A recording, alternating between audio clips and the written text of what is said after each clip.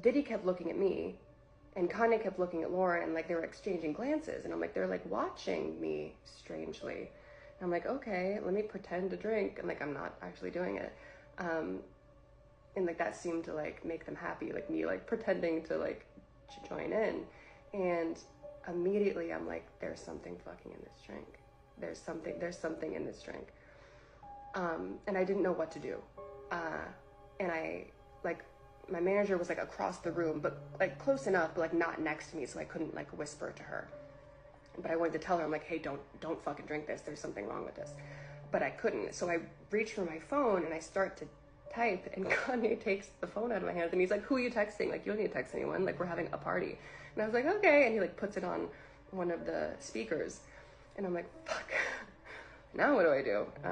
Like, I don't know what to do. And I see my manager take a sip. And I'm like, fuck. Now what do I do? And then I see her take another sip. 2 sips out of this little vodka cranberry cup. And I'm like, oh, what do I do? 2 sips, and I watch her face flush. And all of a sudden, like I look over and she's speaking really loud and like making jokes. And I'm like, whoa, like this isn't her. Like she doesn't make jokes. She's fucking terrified of people. Like she doesn't even talk. And I was like, it's already hitting her. Like 100%, I just knew that the drinks were all laced with something. And she starts like almost being like belligerent a little bit, but not in like a crazy way, just like really enjoying herself. And I'm like, that's not her. That's not her. She doesn't even want to be here. Like, this is weird. And all of a sudden she like dismisses the studio host. Like, she's like, you can leave. And I'm like, oh my God, like what's going on? And the girls file out. They go to like a different studio, or they go somewhere. And I'm like, I have to do something. I have to do something. What do I do? And I go to get my phone where Kanye put it on one of the speakers. And as I'm going to get it, I turn and my manager's walking out. And I'm like, no. Like, where are you going? So I see her start to leave. And I'm like, where are you going? And she's like, it's fine. I'm just going to the bathroom. And I was like, no, stay. And she's like, it's right there. I'm just going to go to the bathroom. And I was like, okay. And she walks out. And all of a sudden, I realize that I'm in this studio. The music's low, the lights are dim, but you can still like see everything. And I realize that I'm in the studio with Diddy and Kanye, and they're both off their shit. And there's 3 other men, an executive that works with Kanye, his engineer, and his cousin, and me, alone. And I'm like, oh, fuck. Okay. And I haven't started freaking out yet. Like, I know what the situation is. I know, like, I know this is a bad place to be in, but I don't really feel scared yet, you know? Like, cause I'm like, there's other people around. There's other men around, and I know them. Like, I've known them for a while. Like, nothing bad's gonna happen. And I'm standing there, and I realize that so this is like a pretty, like, sizable studio. There's, like, the glass doors, the couch there, a console, another console, the screen, all of that. But it's like, it's pretty big, but you can still see and talk to everyone easily. And I realized that I'm standing really close to the exit, and it's a glass door and it opens in, and I'm standing pretty close to it. And I realized all of a sudden that Kanye and Diddy have realized that I'm the only girl in the room. And they're like fucked out of their minds. And they start coming towards me, and they're like, don't you want to take your clothes off? Like, it's so hot in here. And I'm like, no, fine. I'm fine like this. And they're like, come on, like, it's just us. Like, we're all just friends. Like, let us just, like, see, like, how you look.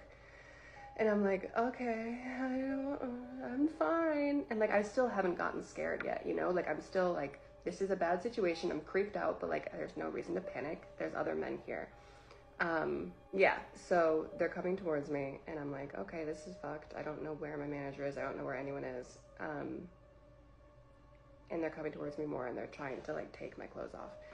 And I'm like at that point where I'm like, this is not good, but I'm like still trying to like play it off. Just like, stop, you guys are fucking stupid. Like, get out of here. Like, don't touch me. Did this just freeze?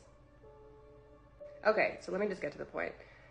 so they start trying, like, they're like pawing at me. Like, they're both drunk, probably on something else.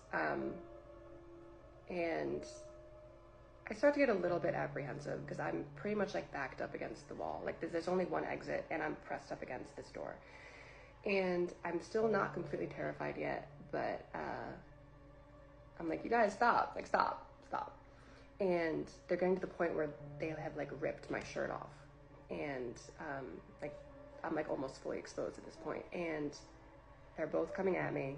And I'm like, you guys, like seriously, this isn't funny anymore. And I look to my left where his executive is. Like, we know him pretty well. Like, we've been around him a lot. He's literally 3 feet away from me. Like, if I reached and he reached too, like we could touch. Like, he's that close. And I look and I'm like, hey, like I give that look where I'm just like, come on, like step in, like this isn't cool. Like, you're a grown man, like you're like 50 years old. I know you have a family, like, you know, this isn't right. Like, do something. And this is the part that for as long as I live, I will never fucking forget. It isn't actually the aspect of being sexually assaulted. That's not what haunts me. It's this. It's as these two grown men were pawing at me, trying to take my clothes off, I look over to this man asking for help, and I literally mouth the word help. And we lock eyes. And he looks away.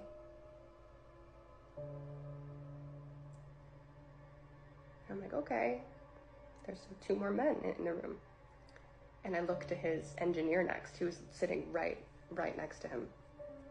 And I know that he's married and he just had a little baby girl. And I'm like, okay, he's gonna do something. And I look at him next and I'm like, okay, like do something, say something, do anything. And he looks down at his phone and starts texting. And then I was like, oh, fuck. I look at Kanye's cousin next. And I'm like, do something, you know, like fucking do something. And he spins his chair around. And that's when that like gut-wrenching fear set in. And I was like, oh shit. No one's fucking saving me tonight.